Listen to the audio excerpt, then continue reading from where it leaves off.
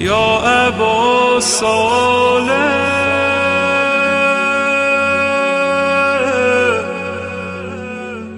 اللهم صل على محمد وآل محمد.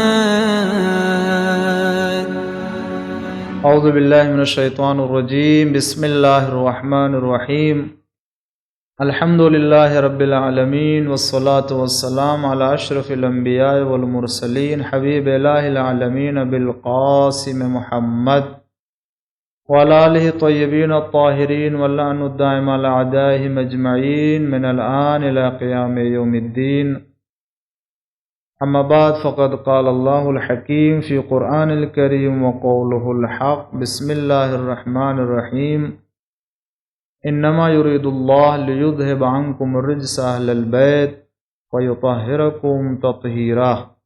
آیت تطہیر جس میں اہل بیت علیہ السلام کی طہارت و پاکیزگی کا اعلان ہوتا ہے اور اہل بیت علیہ السلام کی عصمت اور ان کی پاکیزگی کو مسلمانوں کے لیے اعلان کیا ہے.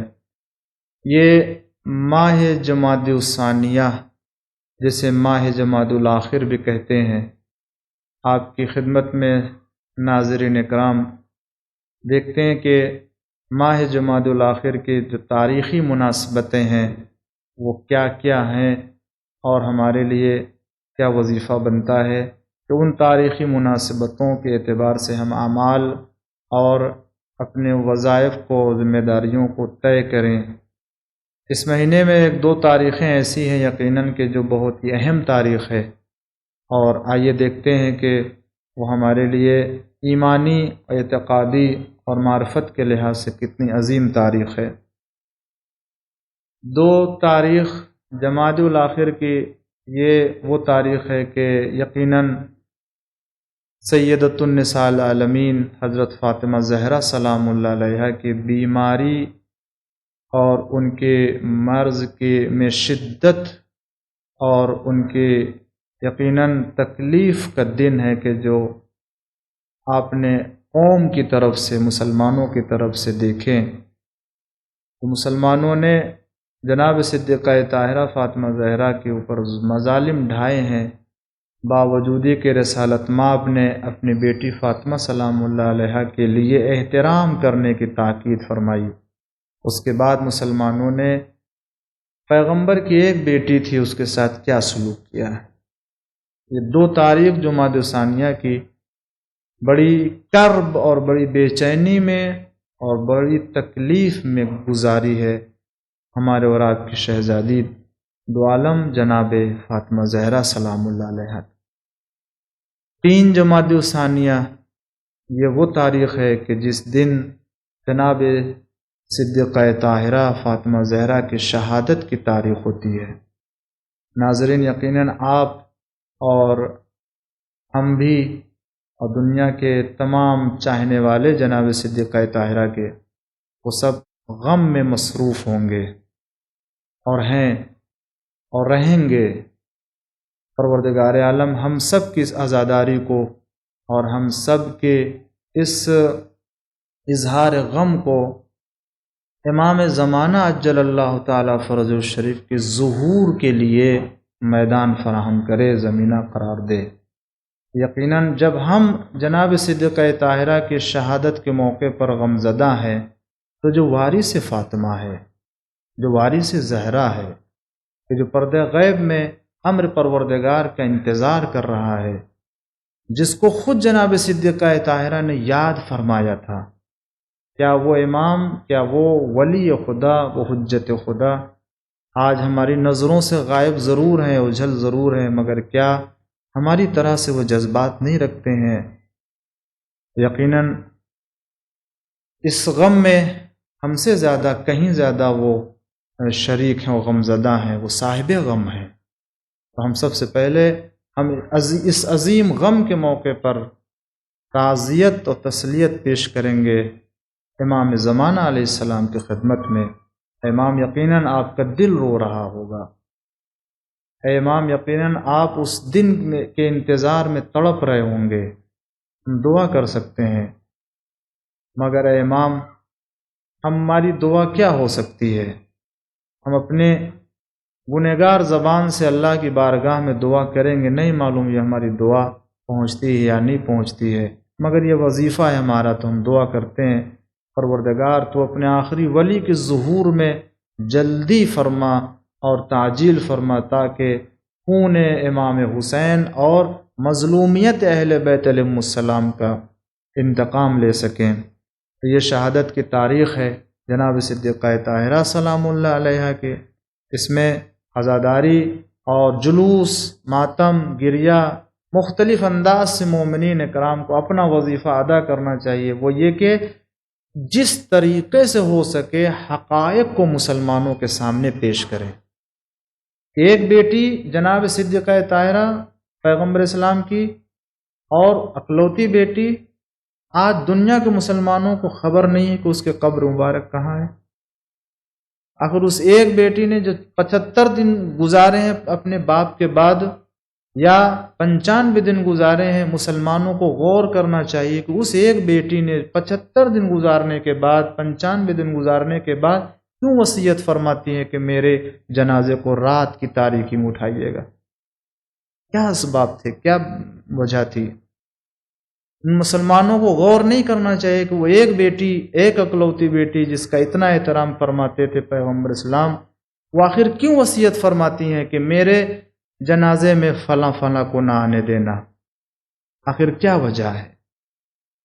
شاید صدیقہ طاہرہ سلام اللہ علیہ نے انہی حقائق کو مسلمانوں کے سامنے پیش کرنے کے لیے آپ نے وصیت فرمائی تھی، تاکہ اس کے ذریعے سے ان کو معلوم ہو سکے کہ ہمارے اوپر کتنے مظالم ڈھائے گئے ہیں۔ تو یہ مومنین کے لیے، ہم سب کے لیے بڑی مصیبت کا دن ہے۔ تو 3 جمادی الثانیہ فاطمہ زہرا سلام اللہ علیہا، ہمارا سلام ہو، کروڑوں درود ہو سیدہ عالمیان فاطمۃ الزہرا سلام اللہ علیہا پر۔ 8 جمادی الاخر آتی ہے۔ 8 جمادی الاخر کو ایک روایت کے مطابق یہ بتایا گیا ہے کہ امام حسین علیہ السلام کا سر مبارک نقل کیا گیا ہے قاہرہ مصر میں، وہاں لے جایا گیا ہے اسقلان سے قاہرہ کی طرف۔ مختلف روایتیں ہمارے ہاں سر مبارک امام حسین علیہ السلام کے لیے پایا جاتا ہے۔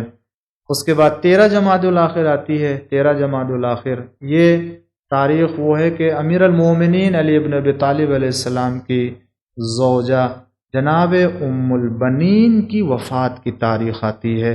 یہ آپ کے وفات کی تاریخ ہوتی ہے، جن نام آپ کا ام البنین لقب ہے یہ، مگر نام آپ کا جناب فاطمہ بنت حزام کلابیہ، سن 64 ہجری میں جناب ام البنین۔ آپ بہت ہی با وفا، پاک دامن، متقی، پرہیزگار اور بہت ہی با عظمت، با شرف بیوی ہیں کہ جنہوں نے خانہ پیغمبر میں، خانہ امیر المومنین السلام میں قدم رکھنے کے بعد اپنے کو جناب امام حسن امام حسین علیہ السلام کے لیے ماں نہیں کہلایا، بلکہ خادمہ کے عنوان سے قدم رکھا ہے۔ 15 جمادی الاخر یہ وہ دن ہے کہ جس دن تاریخ میں لکھا ہے کہ سن 64 ہجری میں عبداللہ بن زبیر کے ہاتھوں خانہ کعبہ منہدم کیا جاتا ہے۔ اب یہ تاریخی حقائق ہیں، اب مسلمان غور کرے کہ عبداللہ بن زبیر جیسے تاریخ میں گزرے ہیں کہ جنہوں نے خانہ کعبہ کی حرمت کا خیال نہیں کیا ہے۔ اس اعتبار سے ہمارے نزدیک وہ کہ جو پیغمبر صلی اللہ علیہ وسلم کے نواسے کو قتل کرتا ہے اور خانہ کعبہ کو منہدم کرتا ہے، یہ یقیناً اسی طرح کے ظلم کرنے والے اور جرم کرنے والے ہیں کہ جو دشمن خدا کرتے ہیں۔ 20 جمادی الثانیہ آتی ہے۔ یہ وہ تاریخ ہے جس دن جناب صدیقہ طاہرہ سلام اللہ علیہ کی ولادت کی تاریخ ہے۔ پیغمبر اسلام کو خداوند عالم نے بیٹی کی شکل میں وہ تحفہ دیا ہے، جس کے لیے خداوند عالم نے ارشاد فرمایا، انا اعطیناک الکوثر فصل لربک وانحر ان شانئک هو الابتر، کہ جب لوگ پیغمبر کو طعنہ دے رہے تھے کہ مقتون نسل ہیں، تو خداوند عالم نے کوثر عطا فرمایا، اور کوثر کا مطلب یہ ہے کہ خیر کثیر، خیر کثیر سے مراد وجود صدیقہ طاہرہ سلام اللہ علیہ کی شکل میں پیغمبر اسلام کو یہ تحفہ دیا۔ الکوثر کہتے ہیں سرچشمے کو، مصدر کو، یعنی صدیقہ طاہرہ فاطمہ سلام اللہ علیہ تمام خیر کے لیے سرچشمہ قرار پائی ہیں۔